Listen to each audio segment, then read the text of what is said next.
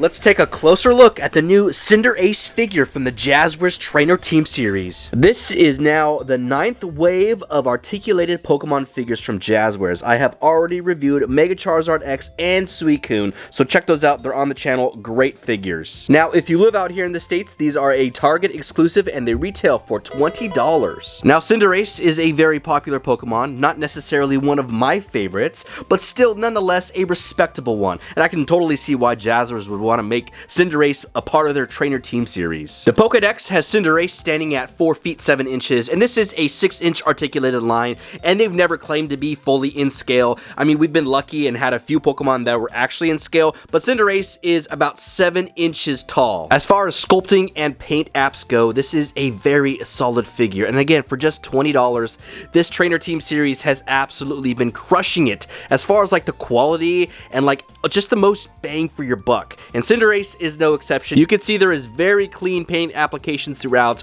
The color tones are extremely accurate, as well as the sculpting between like the little flames coming off the legs right there, as well as the tail. Like all the Pokemon within this line, there is a hole for the articulated stand, which comes in handy big time for this Cinderace. Now, this figure has a considerable amount of articulation. Most of it is going to be seen from the torso up. So at the head, we have a hinge and a swivel. You can almost basically turn the head all the way around, but the most impressive area has got to be at the shoulders all the way down to the little hands. There is multiple joints here, so at the shoulder we have a hinge and swivel. I can bring the arms upwards, downwards, but at the base of the shoulder, like where the ball and socket would be, you can spin that joint around, and just below that we have another swivel joint which you can spin that bicep around, and then we do have a break at the elbow, and then to top that off there is some little baby joints at the hands, a hinge and a swivel as well, and you can move that paw all the way around. And real quick side note, something I want to point out is if you look closely, most of the joints are hidden. I think the only one that's really exposed is going to be just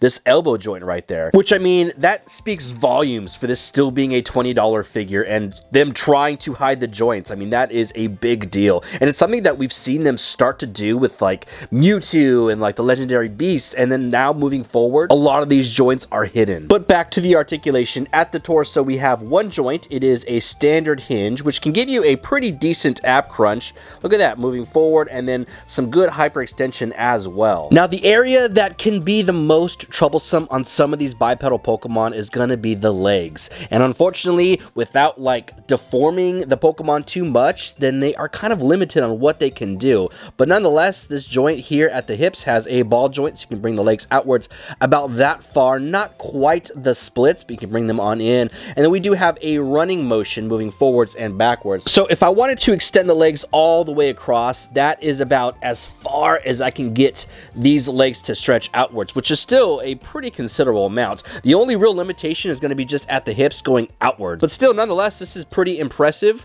especially when you utilize this articulated stand. That's where this figure really shines. I mean, come on, look at that. You can still get Cinderace in a kicking position, like doing Pyro Ball. And what's so funny is Jazwares released a smaller version of this Cinderace, and it comes with like a little Pyro Ball attachment. I unfortunately don't have that figure, but now I'm gonna go look at my Walmart or Target stores and see if I could track that down and actually add that little attachment to this figure. But looking at that knee joint right here, it is a hinge and a little swivel, not a whole lot of movement, just a little bit. So your main articulation is going to be moving forwards and backwards. And then at the ankle, we have the same type of deal going on, hinge and swivel. I can rotate this around just like so, which is pretty cool. This actually gives us a little bit more range of motion than I anticipated. And per usual, a nice touch. They always like to paint the bottom of the feet and leave no stone unturned. Let's see how Cinderace stacks up next to some of our other Pokemon within this Trainer Team series, starting with Toxtricity. Here's Lucario, Greninja, Charizard, Mega Charizard X, and Suicune. That's gonna do it for this new Cinderace figure, the Jazwares Trainer Team series. Again, price point $20,